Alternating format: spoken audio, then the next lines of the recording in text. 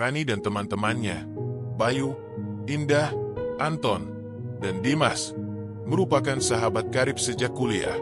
Setelah lulus, mereka memutuskan untuk terus menjaga persahabatan dengan mengeksplorasi hobi baru bersama, mendaki gunung.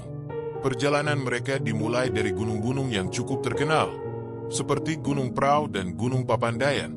Setelah beberapa kali sukses, semangat mereka untuk mencoba yang lebih menantang semakin besar. Pertemuan mereka di sebuah kafe menjadi awal rencana besar ini. Bayu yang penuh antusias menunjukkan artikel tentang Gunung Merah, gunung yang nyaris tidak pernah terdengar namanya. Dia menjelaskan bahwa selain lokasinya yang terpencil, mitos menyeramkan di sekitar gunung itu membuatnya jarang dikunjungi. Gunung ini bakal jadi pengalaman yang beda banget, ujarnya sambil meletakkan ponselnya di tengah meja. Gimana kalau kita ke sana akhir pekan depan? Awalnya, Rani dan Indah tampak ragu. Mereka bukan hanya khawatir dengan mitos yang menyelimuti gunung itu, tetapi juga kondisi medan yang belum mereka ketahui. Namun, semangat Bayu dan Dimas akhirnya berhasil meyakinkan mereka. Anton, seperti biasa, lebih pendiam, tetapi diam-diam ia juga merasa tertarik. Satu hal lagi, tambah Bayu, sambil menyeringai. Di gunung itu katanya ada danau kecil yang bisa memperlihatkan masa depan kita. Kalian nggak penasaran? Dengan persetujuan semuanya, akhirnya mereka memutuskan menyetujui usulan Bayu untuk mendaki Gunung Merah pada akhir pekan mendatang. Tawa riang mewarnai akhir diskusi mereka malam itu. Tanpa sadar, mereka telah membuat keputusan yang akan membawa mereka ke pengalaman paling mendalam dan menyeramkan dalam hidup mereka. Perjalanan menuju Gunung Merah tidaklah mudah. Desa tempat gunung itu berada hanya bisa dicapai dengan kendaraan kecil melalui jalan yang berliku-liku dan menembus hutan lebat. Desa itu sendiri kecil, hanya terdiri dari belasan rumah dengan penduduk yang ramah namun terlihat penuh kewaspadaan terhadap para pendatang. Di sebuah warung kecil, mereka bertemu dengan Bu Sari, seorang wanita tua yang menjadi salah satu tetua di desa itu. Saat mendengar bahwa mereka berencana mendaki Gunung Merah, ekspresi wajahnya berubah drastis. Kalian yakin? Banyak orang datang ke sana tapi tidak kembali, ucapnya dengan suara rendah. Kalau kalian tetap pergi, ingat satu hal, jangan ambil apapun dari gunung itu, dan jangan menoleh kalau mendengar suara aneh.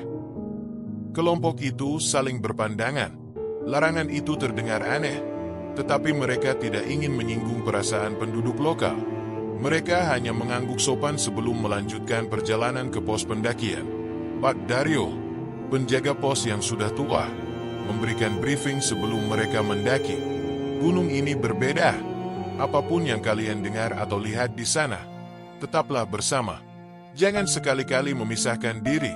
Dan ingat jangan membawa sesuatu dari gunung ini. Semua larangan itu hanya menjadi bahan candaan di antara mereka, hingga mereka memulai pendakian. Langit cerah mengiringi langkah awal mereka mendaki Gunung Merah. Suasana masih terasa ringan, dengan senda gurau dan tawa mengisi perjalanan. Jalur pendakian awalnya cukup ramah, dikelilingi hutan tropis yang asri. Mereka melewati sebuah sungai kecil dengan air jernih yang mengalir deras. Bayu mengambil foto-foto, bercanda bahwa ia akan mengunggahnya untuk memamerkan perjalanan mereka. Namun, setelah 2 jam mendaki, jalur mulai berubah. Vegetasi semakin rapat, pepohonan menjadi lebih tinggi, dan udara terasa lebih lembab. Kabut tipis mulai turun, menyelimuti jalan setapak. Suara alam seperti burung dan gemerisik daun mulai berkurang, menyisakan keheningan yang aneh. Rani merasakan ada yang salah. Ia melirik Anton, yang berjalan di depannya dengan wajah serius. Kamu ngerasa enggak, Ton? Jalurnya makin aneh. Anton mengangguk singkat. Iya, kita harus lebih hati-hati. Jangan sampai tersesat. Indah yang berjalan di belakang tiba-tiba memanggil. Lihat ini. Dia memungut sebuah gelang kayu dari tanah. Gelang itu tampak kuno, dengan ukiran yang tidak biasa. Unik banget, ya. Aku simpan aja, deh, katanya sambil memakainya. Jangan, Anton memperingatkan. Kita enggak tahu itu punya siapa. Namun, Indah hanya tertawa kecil dan mengabaikan peringatan itu. Jalur semakin menanjak, dan rasa waspada mulai menggantikan semangat awal mereka. Saat malam tiba, mereka mendirikan tenda di sebuah area datar yang cukup luas. Udara dingin menusuk tulang, dan kabut semakin tebal. Setelah makan malam sederhana, mereka masuk ke tenda masing-masing untuk beristirahat. Sekitar pukul 3 dini hari, Rani terbangun karena mendengar suara aneh. Itu bukan suara binatang, melainkan seperti tangisan lirih yang jauh tetapi jelas. Ia membuka matanya lebar-lebar, memastikan ia tidak bermimpi. Tangisan itu terdengar semakin dekat. Ia menggoyang tubuh Dimas yang tidur di sebelahnya. "Dimas, kamu dengar itu?" Dimas terbangun dengan wajah bingung. "Dengar apa?" Namun, sebelum Rani sempat menjawab, suara langkah kaki terdengar di luar tenda mereka. Suara itu bergerak pelan, berputar-putar di sekitar area perkemahan. Rani meraih senter dan mencoba mengintip keluar, tetapi yang ia lihat hanya kabut tebal. Pagi harinya, mereka menyadari sesuatu yang aneh. Tenda Bayu kosong. Barang-barangnya masih di dalam, tetapi Bayu tidak ada. Ketika mereka mencarinya, Anton menemukannya berdiri di tepi jurang. Wajah Bayu tampak kosong. Matanya melotot ke arah hutan di seberang. "Aku mendengar mereka memanggilku," gumamnya dengan suara pelan. Hari kedua pendakian menjadi semakin tidak menyenangkan. Indah, yang biasanya ceria, mulai berubah. Ia menjadi pendiam, sering melamun, dan terlihat tidak fokus. Gelang kayu di pergelangan tangannya tampak lebih gelap dari sebelumnya, seperti menyerap cahaya matahari. "Indah, kamu kenapa? Sakit?" tanya Rani dengan cemas. Indah hanya menggeleng. Namun, malam harinya, saat mereka beristirahat, teror benar-benar dimulai. Suara-suara langkah kaki kembali terdengar. Kali ini diiringi bisikan aneh yang sulit dipahami. Tenda mereka berguncang, seolah ada sesuatu yang mencoba masuk. "Ini bukan hewan," teriak Dimas.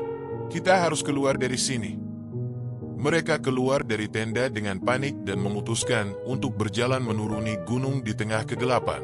Namun, Indah tiba-tiba terjatuh. Gelang kayu di tangannya patah dengan suara yang memekakkan telinga. Saat itu juga, sebuah jeritan panjang menggema dari arah hutan. Ketika mereka akhirnya mencapai desa, tubuh mereka lelah dan wajah mereka pucat. Mereka menceritakan kejadian yang mereka alami kepada Pak Daryo dan Bu Sari. Ekspresi keduanya langsung berubah menjadi tegang. "Kalian sudah mengusik penjaga gunung," kata Bu Sari dengan nada rendah. "Itu bukan gelang biasa. Gelang itu adalah milik mereka." Pak Daryo menjelaskan bahwa Gunung Merah memiliki penjaga gaib yang menjaga keseimbangan alam di sana. Barang-barang yang ditemukan di gunung itu adalah bagian dari dunia mereka, dan mengambilnya berarti melanggar batas. "Jika kalian tidak mengembalikannya, mereka tidak akan membiarkan kalian pergi dengan damai," ujar Pak Wirya. Setelah beberapa hari kembali ke rumah, kelompok itu menyadari bahwa teror Gunung Merah belum berakhir. Gelang kayu yang sebelumnya patah di gunung muncul kembali, kali ini di rumah Rani. Tidak hanya itu, setiap anggota kelompok mulai mengalami mimpi buruk yang sama. Bayangan-bayangan hitam yang mengintai mereka. Dimas menemukan bahwa gelang serupa juga muncul di mejanya, meski ia tidak pernah menyentuhnya. Indah, yang menjadi paling terganggu, mulai melihat bayangan di sudut-sudut rumahnya, seolah ada sesuatu yang mengawasinya. "Ini tidak akan berhenti," kata Anton dengan tegas. "Kita harus kembali ke gunung." Putusnya untuk menghentikan teror yang mereka alami dan mereka semua memutuskan kembali ke Gunung Merah dengan bantuan Pak Daryo dan seorang spiritualis bernama Arman. Mereka kembali ke Gunung Merah untuk melakukan ritual pemulihan. Perjalanan kali ini jauh lebih berat, karena mereka tidak hanya melawan medan gunung, tetapi juga rasa takut yang terus menghantui mereka. Arman memimpin ritual di sebuah lokasi yang disebut Lereng Penjaga. Ia menjelaskan bahwa mereka harus mengembalikan gelang itu sambil meminta maaf kepada penjaga gunung. Namun, di tengah ritual, roh-roh penjaga gunung muncul. Mereka bukan hanya bayangan, tetapi entitas besar dengan wajah menyerupai ukiran pada gelang kayu. Siapa yang mengambilnya, dia harus membayarnya, ujar salah satu roh dengan suara yang menggema. Dalam ketegangan itu, Bayu berdiri dan menawarkan dirinya sebagai tumbal. Aku yang mengusulkan pendakian ini, aku yang harus bertanggung jawab. Namun, Rani menolak. Dengan keberanian yang tersisa, ia berdiri di depan roh-roh itu dan mencoba berbicara. Kami tidak tahu apa yang kami lakukan. Kami hanya manusia biasa. Tolong beri kami kesempatan untuk memperbaiki kesalahan ini. Roh-roh itu tampak ragu namun membiarkan mereka menyelesaikan ritual dengan syarat tumbal dan mengembalikan gelang itu ke tempatnya. Ritual selesai, tetapi semuanya tidak kembali normal. Indah memutuskan untuk tinggal di desa. Merasa bahwa dirinya sudah menjadi bagian dari dunia Gunung Merah. Ia mengucapkan selamat tinggal kepada teman-temannya dengan senyum yang penuh duka. Sementara itu, Bayu, Rani, Anton, dan Dimas kembali ke kota dengan pengalaman yang tidak akan pernah mereka lupakan. Meskipun mereka selamat, bayangan dari Gunung Merah tetap menghantui mereka dalam mimpi. Setelah kembali dari Gunung Merah, kehidupan Rani dan teman-temannya tampaknya mulai normal. Namun, satu persatu mereka mulai merasakan dampak dari pendakian tersebut. Rani sering mengalami mimpi buruk. Dalam mimpinya, ia selalu berada di lereng gunung yang gelap, dikelilingi kabut tebal, dan mendengar suara-suara memanggil namanya. Bayu, yang biasanya penuh percaya diri, menjadi pemurung. Ia merasa seolah ada sesuatu yang terus mengawasi setiap gerakannya.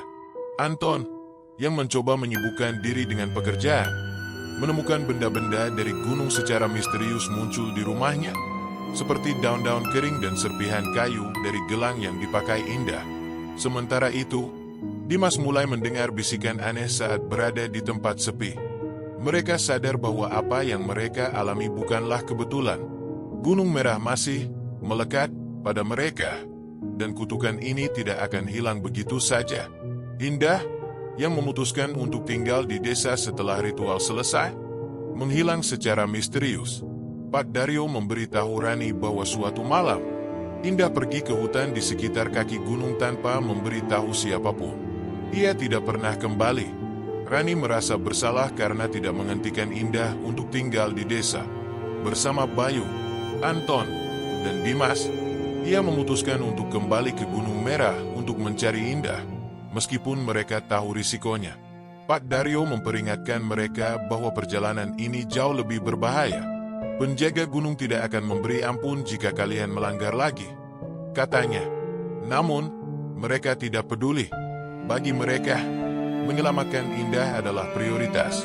Pendakian ketiga mereka ke Gunung Merah jauh lebih mencekam. Kabut tebal turun lebih cepat, dan suara-suara aneh kembali menghantui mereka, bahkan di siang hari. Saat mereka mendekati area tempat mereka berkemah sebelumnya, mereka menemukan bekas tenda yang pernah mereka gunakan. Tetapi semuanya sudah usang dan penuh dengan lumut. Ini tenda kita dulu, gumam Dimas dengan gemetar. Tapi kenapa kelihatan seperti sudah bertahun-tahun berlalu? Malam harinya, suara langkah kaki dan bisikan kembali terdengar. Kali ini lebih intens. Mereka melihat bayangan-bayangan hitam bergerak di antara pepohonan. Ketika Bayu mencoba menyalakan senter, cahayanya langsung padam. Anton menemukan secari kain yang tampak seperti milik Indah, tergantung di dahan pohon. Dia ada di sini, katanya yakin. Namun, mereka tidak tahu apakah itu kabar baik atau buruk. Perjalanan membawa mereka ke puncak Gunung Merah, tempat danau bayangan berada. Danau kecil itu tampak tenang, dengan permukaan air yang memantulkan pemandangan sekeliling seperti cermin. Namun, ada sesuatu yang ganjil. Rani menatap ke permukaan danau dan terkejut melihat bayangan dirinya, tetapi bukan dirinya yang sekarang. Bayangan itu tampak lebih tua, dengan mata yang penuh rasa takut. Danau ini bukan hanya cermin, bisik Anton. Ini menunjukkan sesuatu yang lebih dalam, mungkin masa depan, atau mungkin ketakutan kita sendiri. Mereka mendengar suara lirih dari tengah danau. Itu suara Indah. Tanpa berpikir panjang, Bayu melompat ke dalam air, meskipun suhu air sangat dingin. Namun, saat ia berenang, Ia merasa seperti ditarik oleh sesuatu. Rani dan yang lain mencoba menolongnya, tetapi mereka sendiri merasa kesulitan untuk tetap berdiri. Air danau seolah hidup, mencoba menenggelamkan siapapun yang mendekat. Saat mereka hampir menyerah, Indah muncul dari kabut di sisi lain danau. Namun, ia terlihat berbeda, wajahnya pucat dan matanya kosong. Ia berjalan mendekati mereka, tetapi setiap langkahnya membuat tanah di sekitarnya retak. "Indah, itu kamu!" teriak Rani. Tetapi Indah hanya tersenyum kecil. "Aku tidak bisa kembali," katanya dengan suara yang nyaris tidak terdengar. "Aku sudah menjadi bagian dari mereka." Indah menjelaskan bahwa penjaga gunung telah mengambil jiwanya karena pelanggaran yang mereka lakukan. Namun, ada satu cara agar semuanya berakhir. Salah satu dari mereka harus menggantikan posisinya sebagai penjaga. Bayu, yang merasa paling bersalah, maju tanpa ragu. "Aku yang memulai ini. Aku yang harus mengakhirinya." Ritual pengorbanan dilakukan di tepi danau, dipimpin oleh bayangan-bayangan penjaga gunung. Ketika ritual selesai, Bayu menghilang bersama kabut, dan Indah muncul kembali sebagai dirinya yang sebenarnya. Namun, mereka semua tahu bahwa pengorbanan Bayu tidak akan pernah bisa dilupakan. Rani, Anton, Dimas, dan Indah kembali ke desa dengan hati yang berat. Indah memutuskan untuk meninggalkan desa dan kembali ke kota. Tetapi ia tahu hidupnya tidak akan pernah sama lagi. Gunung Merah kembali sunyi, tetapi mereka yang pernah mendakinya akan selalu membawa jejak gunung itu dalam hidup mereka. Rani menatap ke arah puncak gunung dari kejauhan, merasa bahwa Bayu masih ada di sana, menjaga gunung itu untuk selamanya. Gunung Merah tetap menjadi misteri yang tidak akan pernah terpecahkan, menunggu mereka yang cukup berani atau cukup bodoh untuk mencoba menantangnya lagi.